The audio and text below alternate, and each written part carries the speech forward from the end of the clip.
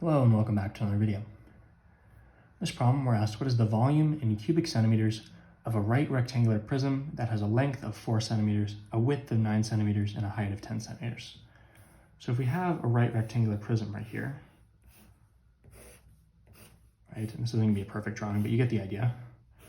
The volume is going to be equal to the length times the width times the height, right? So if we have a length of 4 centimeters, a width of 9 centimeters, and a height of 10 centimeters, the volume is going to be length times width times height, or in this case, 9 times 4 times 10.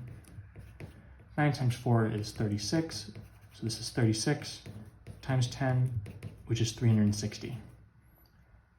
The volume in cubic centimeters of this prism with these dimensions is 360.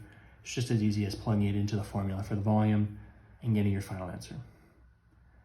As always, thank you for liking and subscribing, and I'll see you in the next video.